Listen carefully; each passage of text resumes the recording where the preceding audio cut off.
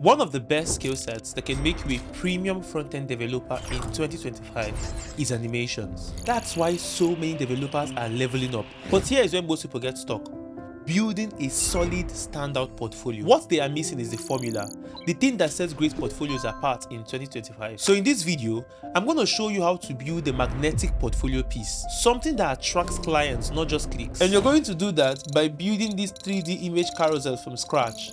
Clean, interactive, and bold. We will go over creating camera-like motion, drag controls, and auto spin, all while using vanilla JavaScript. And with that being said, let's get started. First, I'll create the HTML file, which I'll call index.html, and I will set up a live server. I'll name this project 3D Carousel. Then I'll create a few wrapper divs inside the body, which will be nested in this order: main content, then container, then carousel container.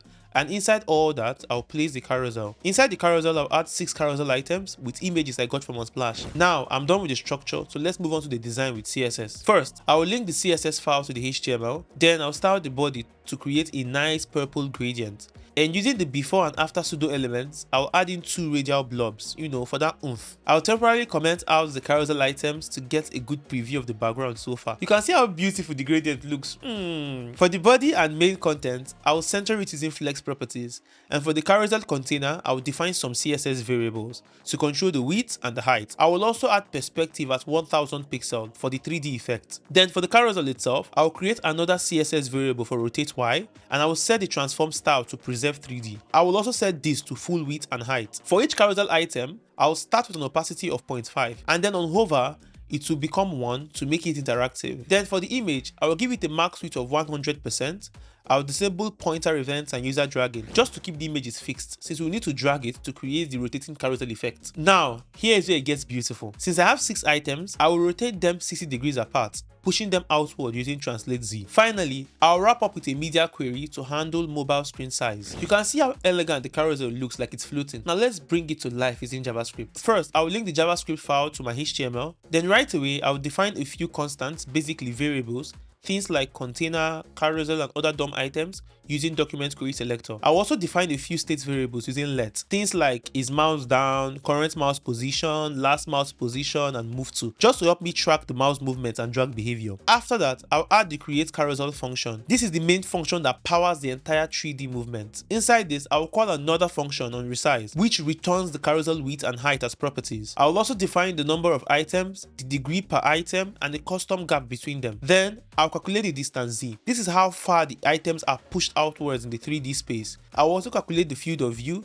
and the carousel height based on the Z distance. Then I'll apply these sizes directly to the container, setting the width and the height using the calculated values. Each carousel item is then looped over, and I will set 2 CSS variables on each one: rotate Y for rotation and TZ for translate Z value. After that, I'll define a helper function called lerp, short for linear interpolation. This smooths out transition by easing the movement of the carousel. I will also define distance Z, which takes in the carousel width, item count, and gap, and return how far back each item should be placed. Then I'll define calculate height and calculate field of view, which helps size the carousel and get the right field of view based on perspective. Next is the get position X function. This tracks the current mouse movement and determines how I should rotate the carousel. If the mouse is moving left, I subtract from move to.